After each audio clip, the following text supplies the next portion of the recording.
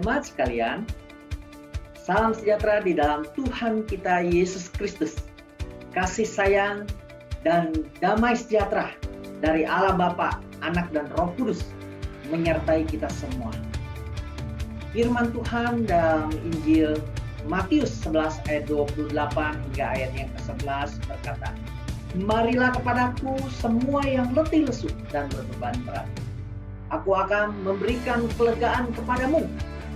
Pikulah kuk yang kupasang dan belajarlah kepadaku. Karena aku lemah lembut dan rendah hati, dan jiwamu akan mendapatkan ketenangan." Bapak Ibu Saudara sekalian, kita mengucap syukur kepada Tuhan bahwa Tuhan Yesus begitu baik, mau menolong kita, memberikan kelegaan karena Dia lemah lembut dan rendah hati. Mari kita datang menghampirinya. Kita masuk di dalam doa. Bapa di dalam surga, kami mengucap syukur kepadamu kalau kami ada sebagaimana kami ada sekarang. Itu karena anugerah-Mu, karena pemeliharaanmu, penjagaanmu, sehingga kami ada dalam keadaan sehat walafiat, tanpa kekurangan suatu apapun. Meskipun banyak pergumulan, kesusahan, penderitaan masih terjadi sewaktu-waktu di dalam kehidupan kami. Kami mohon ampun ya Tuhan, sekiranya kami kurang mengucap syukur kepadamu. Sekiranya kami kurang menghargai pengorbanan anak-Mu, Yesus Kristus, yang telah mati di atas kayu salib demi menebus dosa-dosa kami. Ampunilah sikap hidup kami yang kurang benar. Sekiranya kami telah melakukan banyak kekeliruan yang melukai hati-Mu ya Tuhan. Ya Roh Kudus, kiranya Engkau hadir dalam mezbah doa kami pada malam hari ini. Kami mau berjumpa dengan Engkau, dan kiranya Engkau menjamah seluruh jemaat yang mengikuti mezbah doa pada malam hari ini. Tuhan berkata-kata, bersabda melalui kebaktian atau mezbah doa online ini. Inilah doa dan permohonan kami yang kami panjatkan hanya di dalam nama Tuhan Yesus Kristus. Amin. Saudara, Allah Tritunggal atau Trinitas yang kita sembah itu adalah Allah yang berpribadi, saudara. Dalam arti Allah yang esa memiliki pikiran, perasaan, dan kehendak, sehingga kita dapat berhubungan dengannya. Kita dapat berelasi dengannya. Bahkan di dalam kekekalan, saudara, sebelum adanya segala sesuatu yang bisa disebut sebagai ciptaan, Allah pada dirinya sendiri, Allah yang kasih itu sudah berelasi, saling mengasihi antara Bapa, Anak, dan Roh Kudus. Nah, di dalam kasih setia Allah yang besar ini terhadap umatnya, Nabi Yesaya menuliskan demikian. Sebab biarpun gunung-gunung beranjak dan bukit-bukit bergoyang, tetapi kasih setiaku tak akan beranjak darimu, dan perjanjian damaiku tidak akan bergoyang. Firman Tuhan yang mengasihi engkau. Yesaya 54 ayatnya 10. Mari kita menyanyikan lagu Biarpun Gunung-Gunung Beranjak.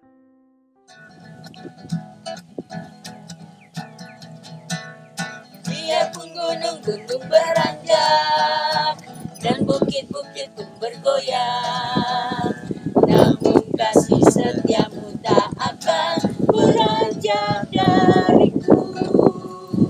Biarpun gunung-gunung beranjak dan bukit-bukit pun bergoyang, namun kasih setiamu tak akan beranjak dariku.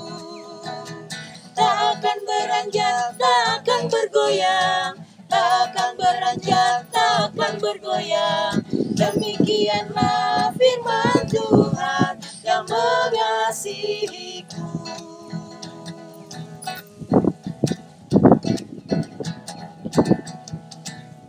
Biarpun gunung-gunung beranjak dan bukit-bukit pun bergoyang, namun kasih setiamu tak akan beranjak dariku. Biarpun gunung-gunung beranjak dan bukit-bukit pun bergoyang, namun kasih setiamu tak akan beranjak dariku. Takkan beranjak, takkan bergoyang, takkan beranjak, takkan bergoyang. Demikianlah firman Tuhan yang mengasihiku.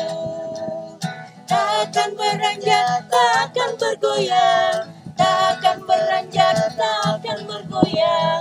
Demikianlah firman Tuhan yang mengasihiku. Pemberitaan firman Tuhan. Saudara, kalau kita membaca atau mendengar atau mengikuti perkembangan media massa, dikatakan bahwa efek pandemi COVID-19 ini akan diperkirakan atau diprediksikan hingga puluhan tahun. Masih lama ya. Nah, ini dari WHO begitu ya. Terlebih lagi ketika obat dan vaksinnya masih dalam pencarian atau pengujian. Nah, saudara, kalau kita melihat juga ya, ini di liputan 6 dikatakan bahwa ancaman global akibat pandemi corona. Ya, ada banyak orang yang di PHK, mengalami resesi ekonomi, ya. Lockdown itu membuat warga kelas bawah kehilangan penghasilan. Negara-negara yang mengandalkan pendapatannya dari ekspor dan turisme ya turut terdampak, sedangkan negara yang makmur ya juga sulit memberikan bantuan ya ke luar negeri. Saudara, ini pada waktu awal-awal ya pandemi corona itu masuk ke dalam negara kita di bulan April ya. Sudah banyak ahli, sudah banyak pengamat yang mengatakan awas ada kerusuhan atau revolusi. Ya, akibat corona ini, kenapa? Karena makin menderita, makin sulit isi perut, ya katanya keluarga di sini. Ya, makin menderita, makin sulit isi perut keluarga. Ya, nah, beruntung, ya hal ini tidak terjadi. Masih ada kuasa Tuhan yang menjaga dan melindungi kita.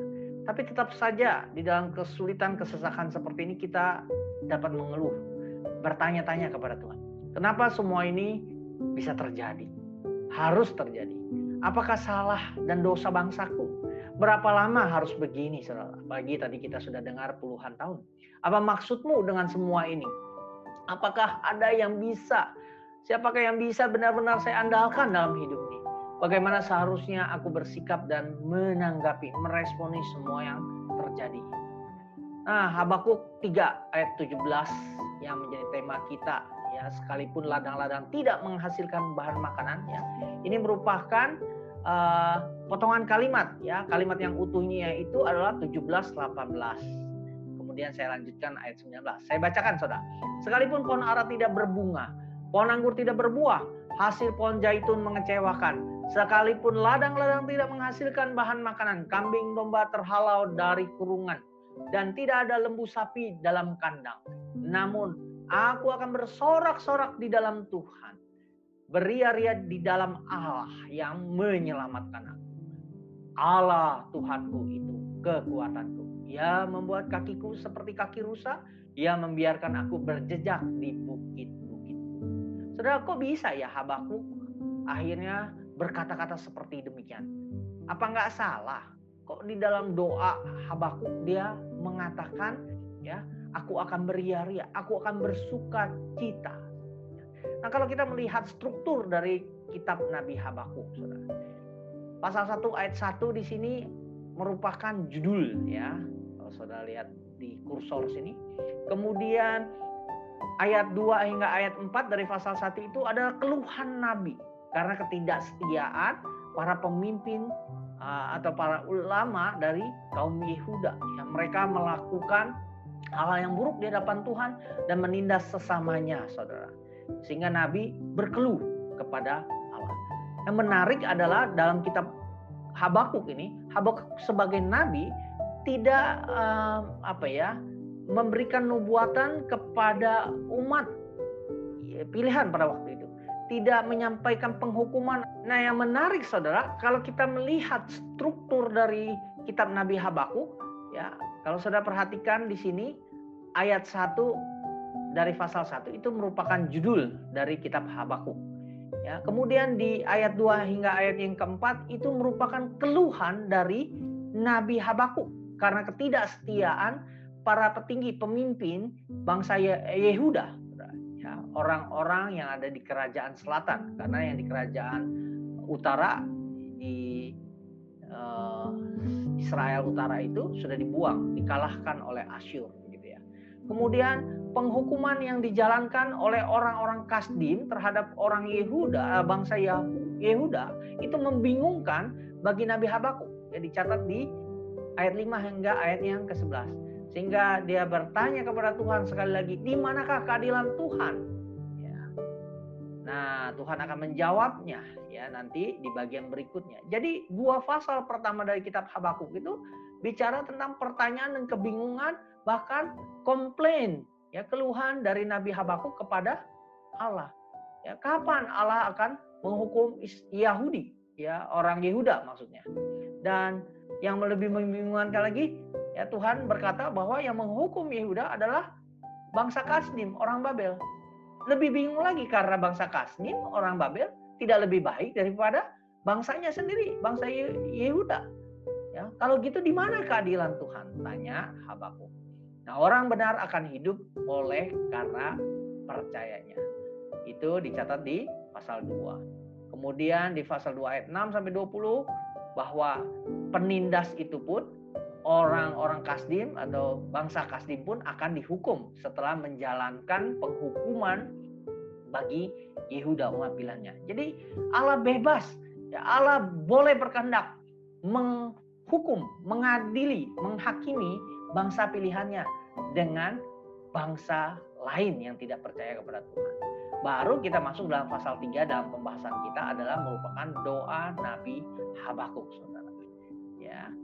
Nah, dikatakan di dalam ayat 17 pasal 3 itu, sekalipun pohon ara tidak berbunga, pohon anggur tidak berbuah, pohon zaitun mengecewakan, ladang-ladang tidak menghasilkan kambing, ternak itu, ya, tidak ada di dalam kandang, gitu ya.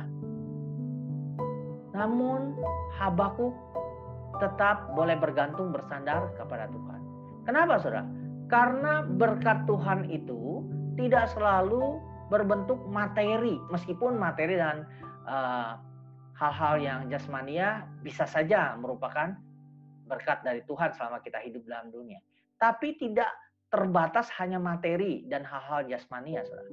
Karena kalau kita bandingkan dengan Efesus 1 ayat 2 sampai 4 saya bacakan di sini, ya.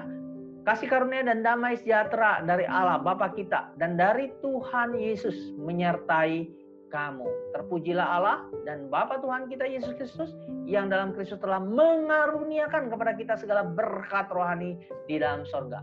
Sebab di dalam Dia Allah telah memilih kita sebelum dunia dijadikan supaya kita kudus dan tak bercacat di hadapannya. Saudara, penyertaan Tuhan, pemilihan Tuhan atas hidup kita, ya, supaya dijadikan kita kudus dan tidak bercacat di hadapannya. Ini merupakan berkat rohani, saudara. Jadi berkat Tuhan tidak hanya terbatas yang ada di dalam dunia ini saja, tetapi juga berkat rohani di dunia ini maupun di dunia yang akan datang. Mari kita bandingkan juga di dalam Filipi yang merupakan tulisan Rasul Paulus, ya, selain Efesus. Filipi 4 ayat 11 sampai 13 saya bacakan di sini, saudara. Kukatakan ini bukanlah karena kekurangan, sebab aku telah belajar mencukupkan diri dalam segala keadaan. Aku tahu apa itu kekurangan dan aku tahu apa itu kelimpahan. Dalam segala hal dan dalam segala perkara tidak ada sesuatu yang merupakan rahasia bagiku, baik dalam hal kenyang maupun dalam hal kelaparan, baik dalam hal kelimpahan maupun dalam hal kekurangan. Segala perkara dapat kutanggung di dalam Dia yang memberi kekuatan kepadaku. Saudara, Rasul Paulus, ya, meskipun di dalam keadaan yang sulit, ya, di dalam keadaan terpenjara, dia tetap bisa menanggung segala sesuatu. Karena apa? Karena Tuhan yang memberikan kekuatan kepadanya. Tuhan Allah, Allah Tuhanku, itu kekuatanku. Saudara, jadi gimana dong? kalau begitu, saudara. Nah, Habakuk sudah menyinggungnya di dalam pasal 2 ayat 4. Orang benar itu akan hidup karena percayanya, karena imannya. Ini juga yang dipakai oleh Rasul Paulus untuk surat kepada orang Roma maupun Galatia. Ya, saya cantumkan di sini. Ya, Roma 1 ayat 17, Galatia 3 ayat 11, dan kemudian juga nanti ya oleh penulis Ibrani dicantumkan di dalam pasal 10 ayat 37 sampai 38. Ibrani 10, 37, 38. Ya, bahwa orang itu dibenarkan karena imannya, karena percayanya, bukan karena perbuatan baik atau melakukan hukum Taurat, saudara. Ya, sebagaimana dikutip dari Habakuk 2 ayat 4 ini. Demikian juga ya, tanpa iman percayanya kepada Tuhan, tidak seorang pun diperkenan oleh Allah. Ya, menurut Ibrani 10. Nah, saudara, sebelum ayat 17 yang menjadi pembahasan kita, ya, itu setelah Habakuk berjumpa dengan Allah, setelah Habakuk ya mendengarkan firman Tuhan bahwa penghukuman bagi bangsa Yehuda tidak dapat ditunda lagi atau tidak dapat digagalkan karena sudah merupakan kedaulatan Tuhan, kehendak Tuhan untuk mendisiplinkan umatnya, maka Habakuk berkata di ayat 16b di dalam pasal 3 itu, Habakuk 3 ayat 16, ya, saya potong di kalimat keduanya, dengan tenang akan kunantikan hari kesusahan. Loh, kok bisa? Dengan tenang dinantikan hari kesusahan. Saudara, kalau kesusahan mah tidak ada yang mau menantikannya, saudara. Tapi Habakuk bisa berkata demikian, bahkan dengan tenang. Saudara, paling susah itu adalah ketika kita menunggu. Paling sulit itu adalah ketika kita menunggu. Ini yang ditunggu-tunggu juga bukan sesuatu yang kita harapkan. Ini adalah kesusahan, penghukuman dari Tuhan. Padahal bukan dosa Habakuk, bukan kesalahan Habakuk, ya. Sehingga dia harus mengalami ini semua. Ya, artinya apa, saudara? Siap menghadapi kesulitan, penderitaan yang diakibatkan oleh dosa bangsanya. Mari kita bandingkan dengan Habakuk 2 ayat 1, ya. Habakuk 2 ayat 1 saya tidak cantumkan, saya bacakan saja. Berkata demikian, aku mau berdiri di tempat pengintaianku dan berdiri tegak di menara. Aku mau meninjau dan menantikan apa yang akan difirmankannya kepadaku dan apa yang akan dijawabnya atas pengaduanku. Apa yang akan dijawabnya. Dan menarik, saudara, bahwa Tuhan itu tidak menghukum nabinya karena komplain, karena mengeluh dan tidak dianggap tidak sopan begitu ya. Ketika maksudnya Habakuk bertanya kepada Tuhan. Ayat 18, maka Habakuk berkata demikian. Aku mau bersorak-sorak di dalam Tuhan, beria-ria di dalam Tuhan yang menyelamatkan aku. Jadi yang menyelamatkan Habakuk di tengah-tengah pendisiplinan Tuhan terhadap bangsanya, dia ingat siapa yang menyelamatkan dia, yaitu Tuhan Allah. Nah, di ayatnya yang ke-19 saya mengutip dari dua versi, Alkitab versi Borneo yang dipakai di Malaysia dengan New English Translation, ya, atau disingkat NET gitu ya. Saya baca yang versi Borneo. Allah Tuhan kekuatanku, Ia membuat kakiku melangkah seperti kaki rusa dan melancarkan jejakku di tempat-tempatku yang tinggi untuk pemimpin biduan dengan alat musik bertali. Jadi doa Habakuk ini itu merupakan lagu atau pujian ratapan yang dipakai di dalam ibadah orang Israel zaman dahulu, saudara, dengan alat musik ya bertali atau bersenar gitu ya. Dalam bahasa Inggris NET ini, the sovereign Lord is my source of strength. He gives me the agility of a deer. Agility, ya, dia pakai bahasa the agility of a deer. Suatu kelincahan seekor rusa. Apa sih agility itu? Mari kita lihat di sini. Nah, beberapa tahun yang lalu, ya, Renal Kasali menerbitkan buku, menuliskan buku Agility. Ya, bukan singa yang mengembik, tentang kepemimpinan di sini. Nah, buku ini mengisahkan bagaimana mereka yang pernah berada di ambang kekacauan, ya, dengan gerak sigap menata diri dan organisasinya. Semua berpuncak pada pentingnya kita, baik individu, perusahaan, dan atau organisasi apapun untuk menjadi lebih agile. Ini bacanya agile, bukan agile gitu ya. Tulisannya agile ya, tapi agile. Apa sih maksudnya agile? Lebih lincah, lebih cepat, lebih liat gitu ya. Liat dalam merespon setiap perubahan yang terjadi dalam lingkungan kita. Nah, saudara, kita di dalam perubahan yang sangat cepat sekali. Kita perlu menjadi lebih lincah, lebih cepat, lebih liat, tapi butuh hikmat daripada Tuhan. Ya. Mari kita lihat. Nah, ini ya, rusa di Israel seperti ini modelnya, saudara ya. Saudara lihat kakinya begitu kuat, berjejak di atas bukit gunung yang tinggi, saudara ya. Tampaknya seperti ini, saudara. Dan dia bisa berlari dengan cepat di tempat-tempat medan-medan yang sulit. Nah, kalau kita manusia harus pakai sepatu hiking. Dan kalaupun kita pakai sepatu hiking ya untuk nanjak mendaki gunung, tidak lebih cepat daripada rusa. Ya, rusa bisa lari dengan cepat bahkan di tempat yang hampir seperti vertikal, tegak lurus begitu ya. Nah, percayalah kepada penyelamatmu. Ini yang memberi kita kekuatan. Ingat kisah Paulus dan Silas di dalam penjara yang dikisahkan di dalam Kisah Para Rasul 16. Ya, waktu di penjara di tempat yang paling ketat, paling bawah gitu ya, dijaga oleh prajurit ya. Paulus dan Silas masih tetap dapat memuji Tuhan di tempat kondisi yang tidak mengenakan. Mereka memuji Tuhan dan didengar oleh tahanan lain. Bahkan ketika memuji, menyembah Tuhan, terjadi gempa bumi yang membebaskan mereka dari kurungan, melepaskan mereka dari belenggu, tetapi mereka tidak kabur dari penjara itu. Ya, ketika kepala penjara itu menyangka bahwa tawanan pada kabur gitu ya, masih ada Paulus dan Silas yang dijaga dengan ketat itu. Ya, meskipun para penjaganya mungkin sudah pergi gitu ya, tapi mereka masih tinggal sehingga kepala penjara itu tidak jadi membunuh dirinya karena dicegah oleh Paulus dan Silas yang tidak kabur dari penjara itu. Saudara, apa sih yang bisa membuat mereka bertahan? Nah, karena mereka mengetahui bahwa Yesus Kristuslah Juru Selamat dan Tuhan dalam hidupnya. Saudara, bagaimana dengan sikap kita? Adakah kita sedang komplain, sedang mengeluh kepada Tuhan? Tidak apa, saudara. Pada waktunya Tuhan akan menjawab kita. Selama kita tidak kehilangan iman kita. Saudara, adakah kita merasa menderita, kesulitan, susah sekali? Wajar, saudara. Tapi pada waktunya nanti Tuhan akan menolong kita. Tidak tahu kapan, tidak tahu. Ya, barangkali sampai menutup mata. Tetapi kalaupun kita harus melalui ini semua, Tuhan telah menyediakan segala berkat rohani bagi kita di surganya.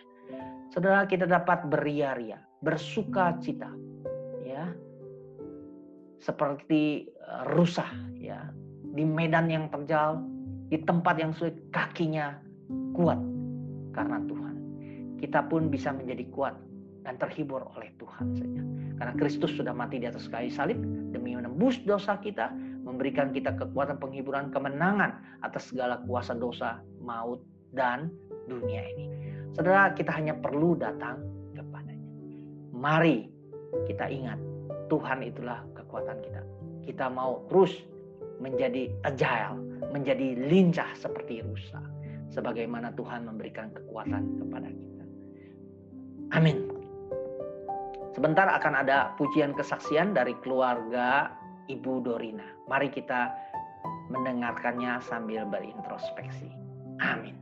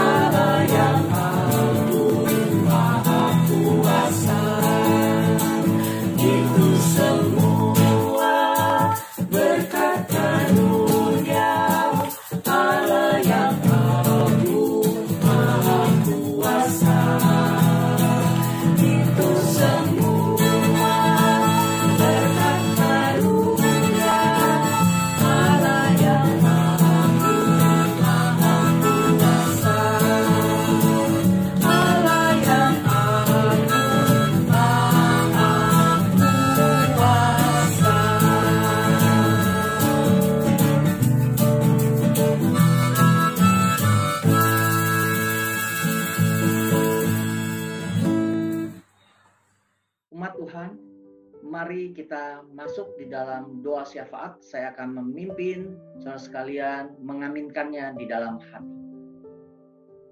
Bapa di dalam surga, kami mengucap syukur kepadamu ya Tuhan, untuk kesempatan kami boleh mendengarkan firman-Mu yang menguatkan kami, bahwa kami memiliki Tuhan, penyelamat yang boleh menguatkan dan memimpin hidup kami sepanjang kami menjalani hari-hari kami di dalam dunia. Kami berdoa ya Tuhan untuk jemaat-Mu. Kami berdoa agar kiranya Engkau yang menolong setiap anak-anak-Mu, umat-Mu yang sedang bergumul di dalam kehidupannya, terutama di tengah-tengah krisis ekonomi, pandemi yang sedang berlangsung, dan jikalau ada di antara mereka yang sedang sakit, Tuhan sembuhkanlah. Jika ada di antara mereka yang kehilangan orang yang dikasihi, ditinggalkan oleh orang yang dikasihi, Tuhan juga yang menghibur dan menguatkannya. Biarlah melalui komunitas gereja-Mu, kami satu sama lain boleh memperhatikan dan menghiburkan. Ya Tuhan, kiranya Engkau menolong negara kami di dalam mengatasi krisis pandemi ini atau dampak dari pandemi ini. Tuhan, kiranya Engkau melalukan pandemi ini dan krisis global yang sedang menerjang kehidupan banyak orang, termasuk kehidupan bangsa dan negara kami. Kiranya Engkau memberikan hikmat kepada Presiden kami, Presiden Joko Widodo, beserta wakil dan jajaran menteri dari pusat hingga ke daerah, para pejabat petinggi, mereka boleh berdedikasi melayani dengan baik. Kami berdoa juga untuk para aparat hukum, kepolisian, kejaksaan, tentara, TNI, dan setiap tenaga medis yang terlibat di dalam menangani COVID ini ya Tuhan, terutama pasien yang terjangkit. Tuhan, kiranya Engkau menolong, melalukan bangsa dan negara kami dari kesulitan ini ya Tuhan. Kami mohon semuanya ini di dalam nama Tuhan Yesus Kristus. Amin. Ibu, bapak, saudara sekalian yang seiman di dalam Kristus, meskipun pohon ara tidak ada buahnya dan pohon anggur tidak ada anggurnya, biarpun panen zaitun menemui kegagalan dan hasil gandum di ladang mengecewakan, walaupun domba-domba mati semua dan kandang ternak tiada isinya, namun kita dapat hidup dengan bergantung, bersandar kepada Allah Tritunggal. Mari kita menanggapi, meresponi firman Tuhan hari ini dengan tetap setia mengikut Yesus Kristus, Anak Allah yang adalah Tuhan dan Juru Selamat kita. Marilah kita bersama-sama menyanyikan lagu Mengikut Yesus Keputusanku. Ikut Yesus keputusanku, mengikut Yesus keputusanku, mengikut Yesus keputusanku, ku tak ingkar,